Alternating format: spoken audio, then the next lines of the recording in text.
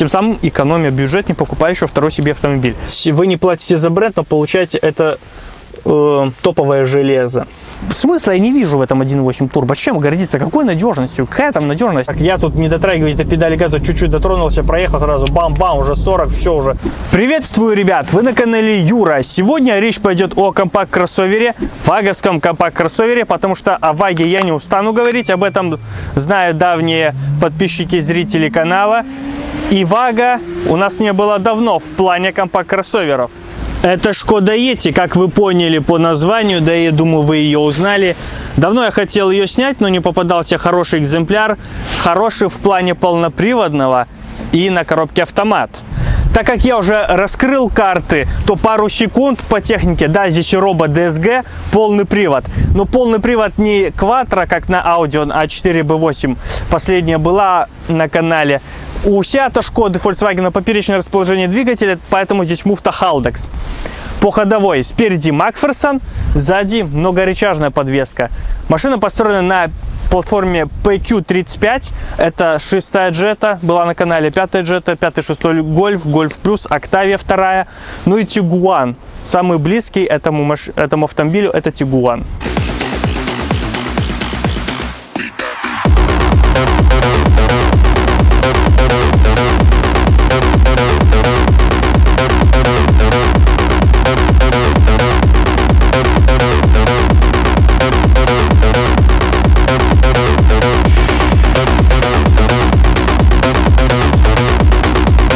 Автомобиль вышел в 2009 году, но разрабатывался он, конечно, гораздо раньше. В 2005-2006 году были единичные экземпляры, пробные версии, на которых присматривались к ним, уже определялись с конечным результатом, дизайн корректировали, там либо 3-, либо 5-дверный все-таки будет автомобиль.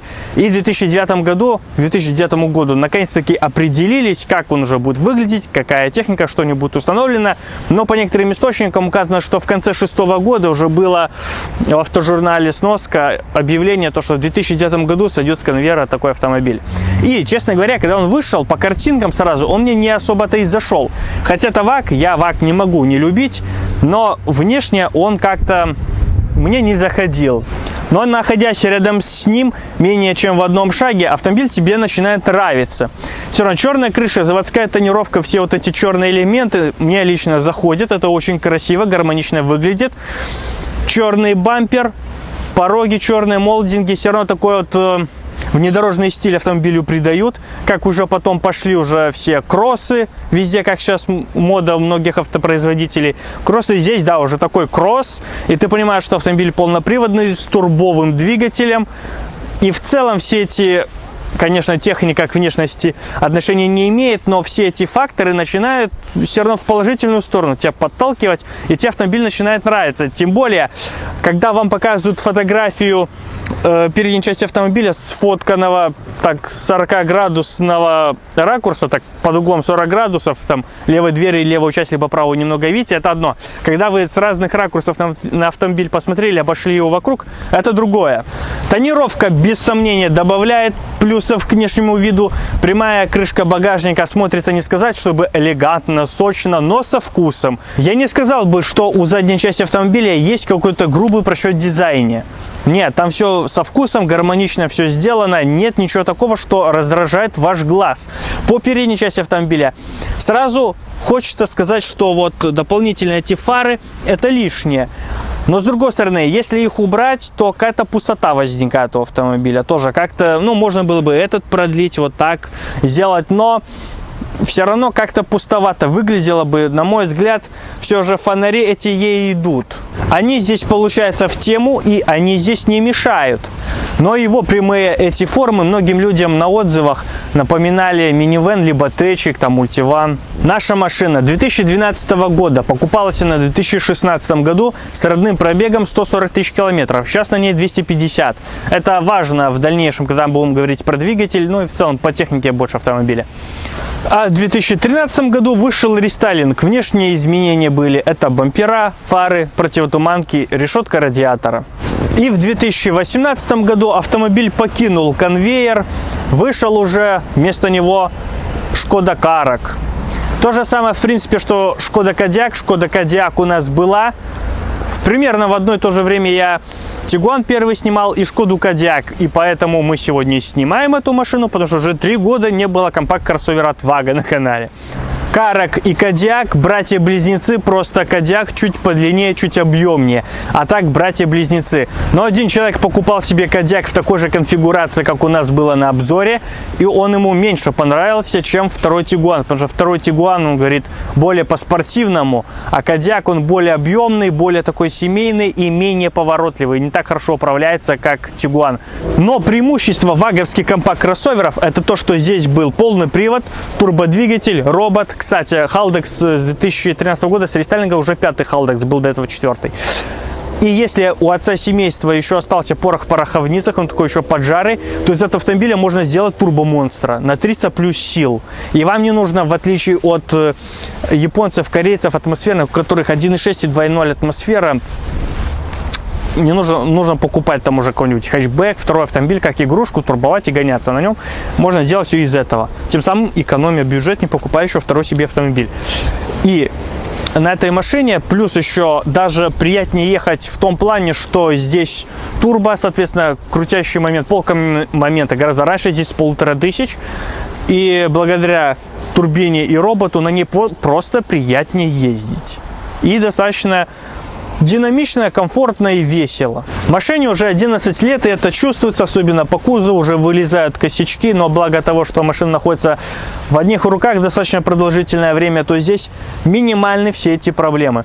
Покраска одного элемента с материалом ориентировочно $100 у нас стоит.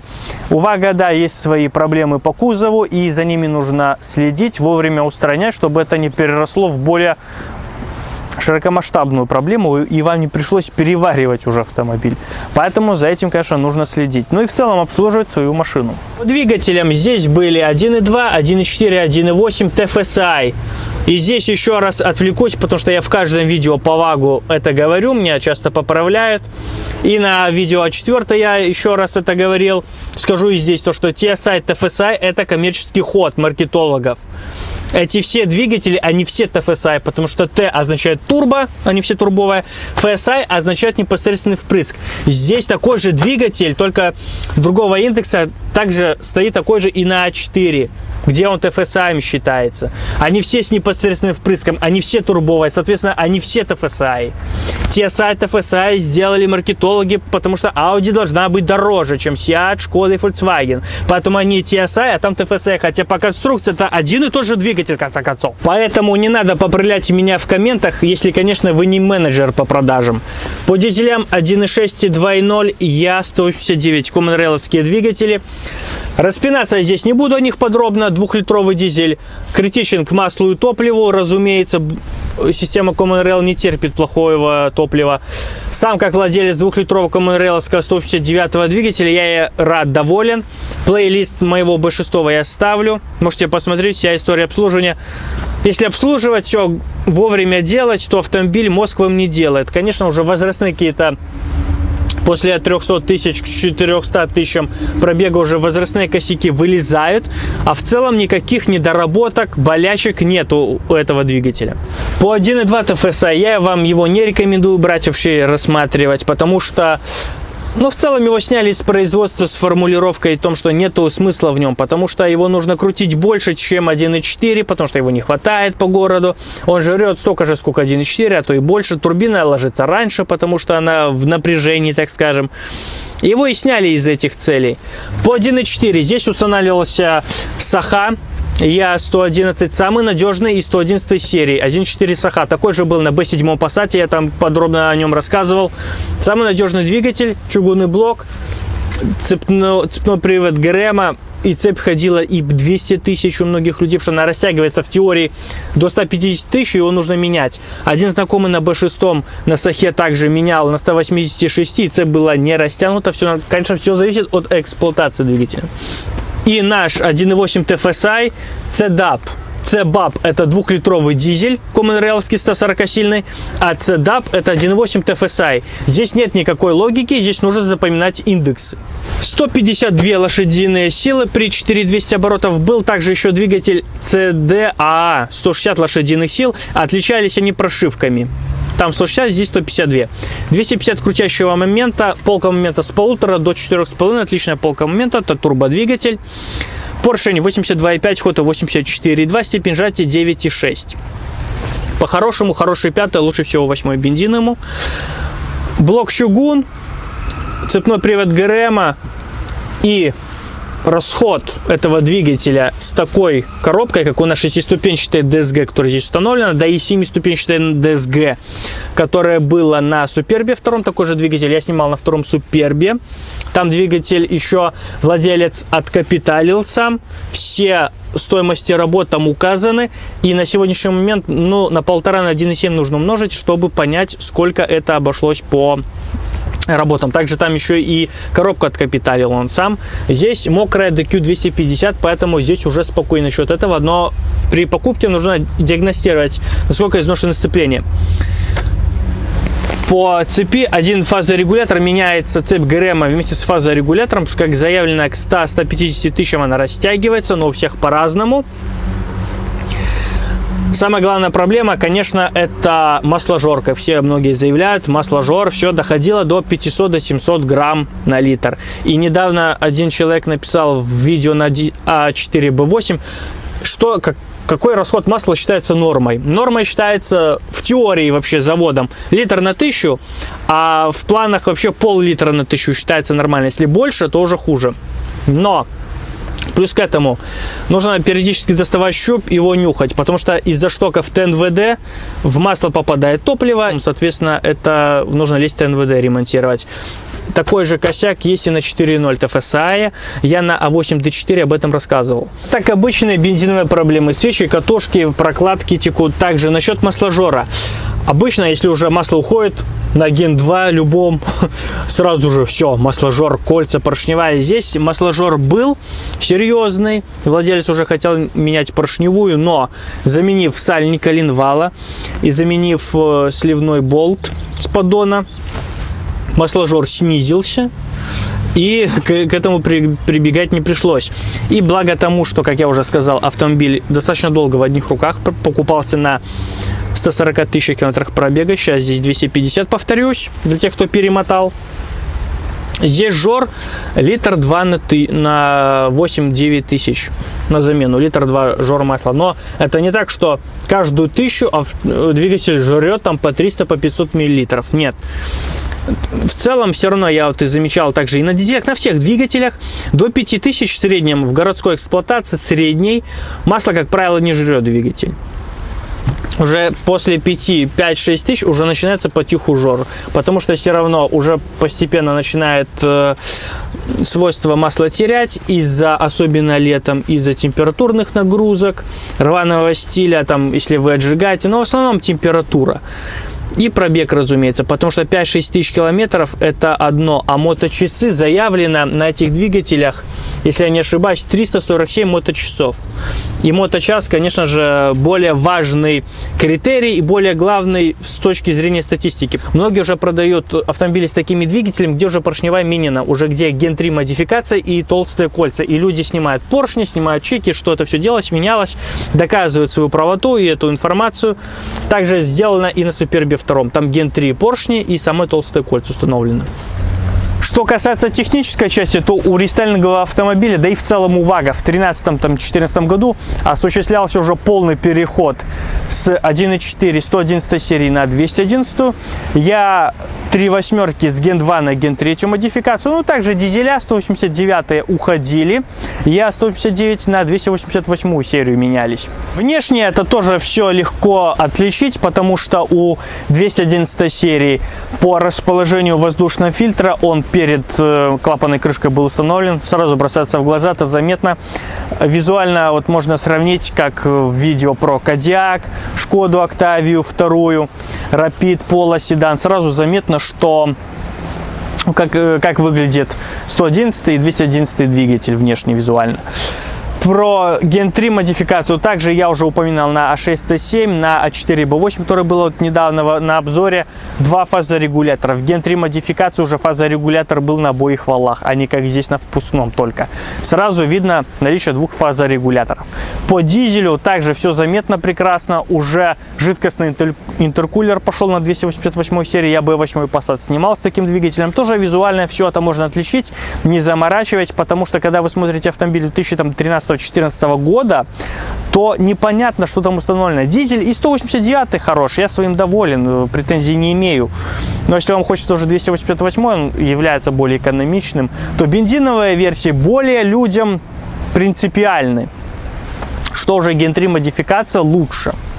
Поэтому вот все это визуально можно отличить при поднятом капоте. Потому что люди пишут 1.4 и 1.8. А какой там непонятно. Даже сами владельцы иногда не знают, что там установлено. Поэтому вот визуально это все можно отличить. Это все заметно. Также можно по индексу двигателя это вычислить. Но гораздо быстрее, проще, понятнее и надежнее метод — это вот визуальное отличие, визуальный осмотр. И насчет коробок.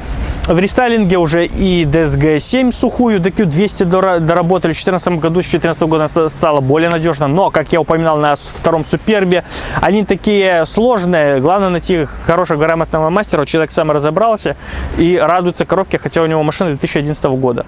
То есть DSG тогда было вообще ломучее, самое отвратительное. Но главный аргумент автомобиля с таким двигателем — это, разумеется, 8,7 средний расход. Я говорю сейчас про DSG. Потому что если покупать такой двигатель, то целесообразно с DSG. С DSG расход здесь 8,7, 8,8 до 9 литров. В зависимости от стиля езды и нагруженности автомобиля. Если у вас вы и еще 4 пассажира, конечно, расход будет больше. На механике 11,7, 11,8. Сразу 3-4 литра вылетает разница. Но мало какой компакт-кроссовер, его конкурент, особенно атмосферный, 2-литровый, либо 1.6, может похвастаться динамика разгона 8.4, 8.8 разгон до 100. А если его еще и чипануть, 300 плюс сил, автомобиль вообще просто улетит. И там уже можно и 7 секунд положить, а то и меньше, потому что корчевали их и делали таких монстров, что, ну, конечно же, многие беспокоятся за ресурс. И, конечно же, тюнячий корч, монстр, он уже дороже в эксплуатации, это однозначно. По салону в целом Seat, Skoda подходят для тех людей, которым важна техническая составляющая, само железо, мотор, коробка, от наличия полного привода, и не хочется переплачивать за бренд. Volkswagen, Audi, конечно, более дорогой бренд.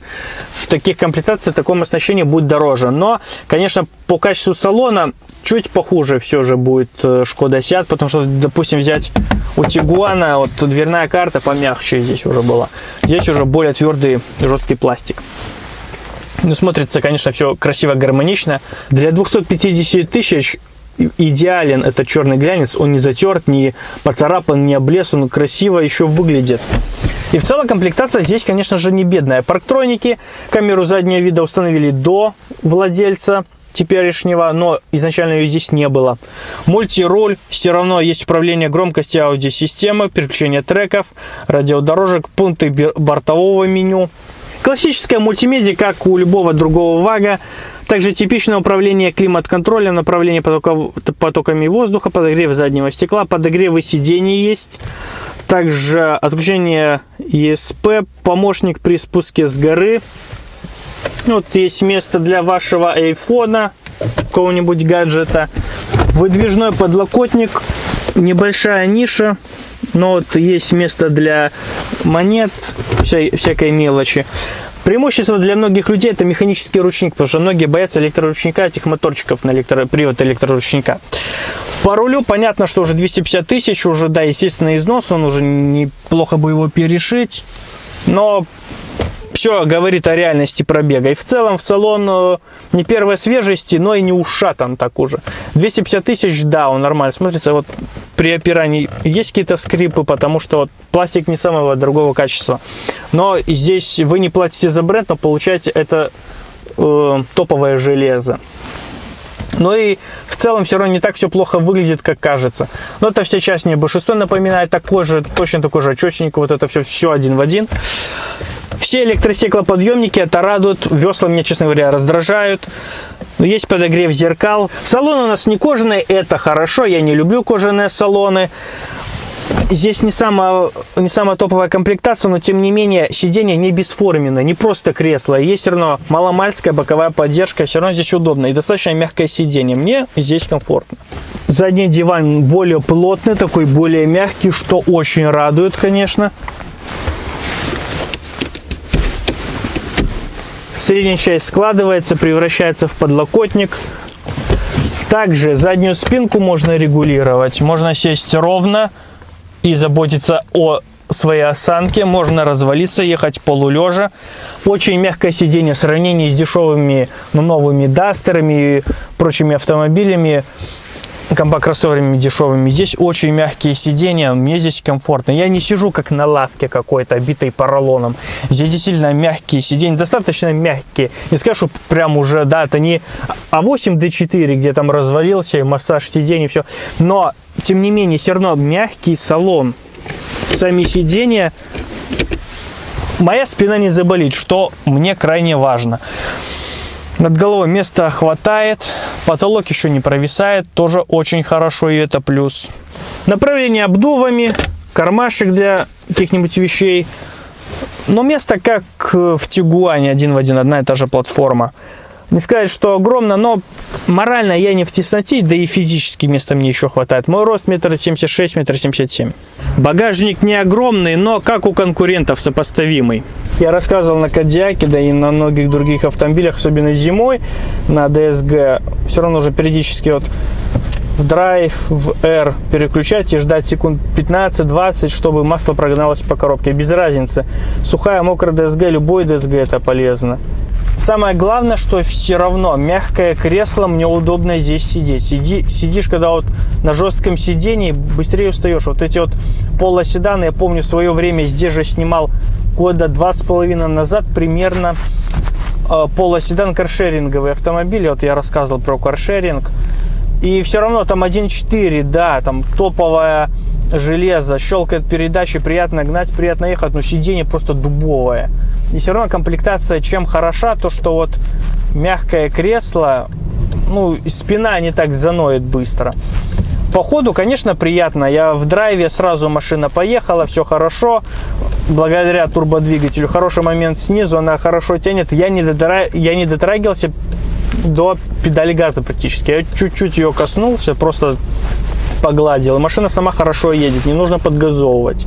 Все равно каждый резкий маневр, резкое нажатие все равно увеличит вам расход топлива. Я уже начал говорить о расходе. Конечно, на полном приводе, хоть и подключаемом, но все же полном приводе, расход топлива будет выше. Но зимой преимущество, вы куда-нибудь заедете на ней, вы и в грязь, вот как сейчас весна, но особо дождей нету.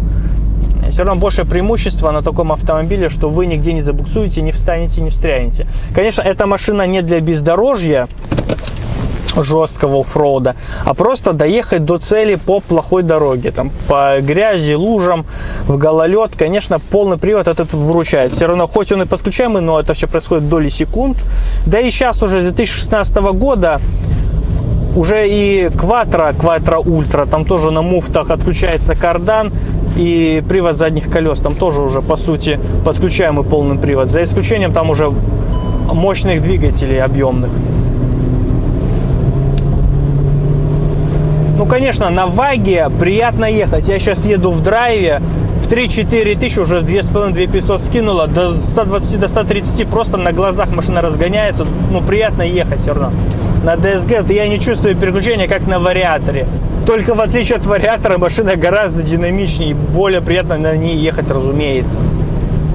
120 не проблема, и на достаточно изношенных дисках тормоза неплохие. Вот за что люблю ваговские тормоза, машина готова тебе нос разбить. Но диски тормозные староваты, уже немножко, чуть-чуть заметно есть вибрация на руле. Но оттормаживается без сомнения хорошо. Для таких тормозов оттормаживается просто идеально. Потому что многим автомобилям тормозов не хватало. Тормоза похуже, не такие непрогнозируемые, не такие эффективные. Вот у Вага все равно самое главное в машине это тормоза, потому что это ваша жизнь. И бесспорно у Вага это преимущество, это жирнейший плюс. Опять же, чуть более жестким нажатием не 2,5, а 3,5, уже под 4, 120, 130, под 140. 140. Все 4200, и машина уже переключается уже 3500, и на 2500 переключилась. О чем я здесь говорить? 8,8 разгон достав с новацой. Конечно, она где-то может за 9 уже разгонится. Вот. Но где все равно у конкурентов львиная доля — это 2-литровые атмосферники. Они столько не поедут. Они все идут 10 плюс секунд. Это уже жирнейший плюс. Если даже чипануть Stage 1, там выхлоп еще и можно поменять, там уже у вас будет 8, а то и 7,8. Уже повеселее машина поедет. Вот, тронулся, сразу переключилась, она уже едет. Все равно вот два переключения уже 40. Я тут не дотрагиваюсь до педали газа, чуть-чуть дотронулся, проехал сразу, бам-бам, уже 40, все уже. Это 39-ки уже можно в задницу почти ударить. Все равно переключение уже на 4-й передаче еду. D3, D2. Это кайфово, весело, быстро и экономично. Ну, блин, ну, люблю я это. Я не говорю, что Ваги самые лучшие автомобили. Там, да, безусловно, в чем-то там BMW лучше, другие автопроизводители. Что-то японцы лучше доработали, придумали. Там вот атмосферники у японцев, да, там Mazda 6, этот Sky Active, да, мне понравилось, как на турбодвигатель дубасишь. Но этот атмосферник до такой степени доморощенный. То затем надо следить, то слабо, это слабо. Надо следить, чтобы... Проще уже тут, блин, кольца самые толстые поставить, он как на Супербе 2, горе не знать и гонять на этой машине и не запариваться. Особенно если у вас есть знакомые, либо вы сами этим занимаетесь, то это вообще идеальная машина для покупки. Если вы сами можете кольца поменять, как вот владелец себе сам все сделал, DSG и двигатель, то это вообще шикарнейший автомобиль. Главное, следите за кузовом, чтобы не было жестких. Ну, при покупке, конечно, все можно сторговать, посмотреть. Вот до 120, вот, моментально на таких уже поношенных тормозах, и вот до 50 скинул, спокойно поворачиваю. Маневренность автомобиля хорошая, за счет полного привода стартует она уверенная. Вот сейчас почувствовал, когда со светофора здесь трогался, чуть сильнее нажал, она уже морду задрала, уже все равно все 4 стартуют, это чувствуется. На переднем приводе можно было бы поймать пробуксовку, хотя на DSG в теории я не должен ее поймать, она все равно скинет обороты. Но вот все равно эффект старта на полном приводе лучше. Вы за это платите расходом топлива, но кайфа больше получаете.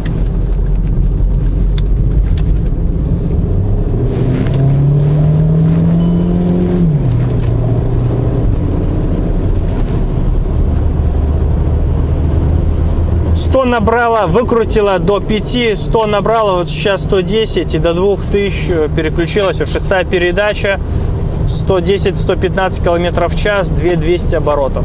Прекрасно просто на автомобиле. 120, вот 2350, 2400, 120. На круизе, по трассе просто идеал. Вот впереди Тусон едет, черный, я бордовый снимал.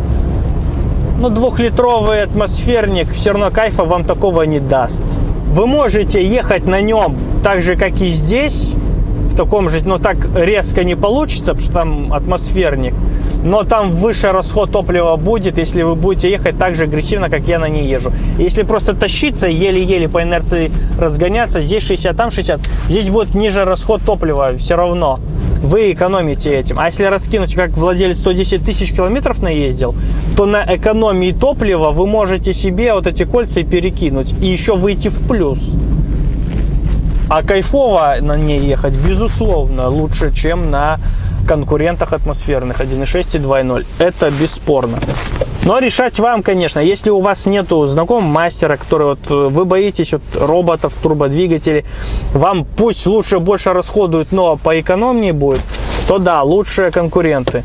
Но в плане езды, и, как я сказал, глава семейства, чтобы мог покайфовать, погонять, не покупать второй автомобиль для этих целей, то вот выход из положения. И здесь немного хочу отвлечься, потому что недавно мне писал подписчик, который раскритиковал вот эти двигатели, там, как у нас Gen 2 модификацию, Gen 3 и Gen 1 модификацию 1.8 TFSI, сказал, что 1.8 турбо последний настоящий хороший двигатель, а это уже все фуфло.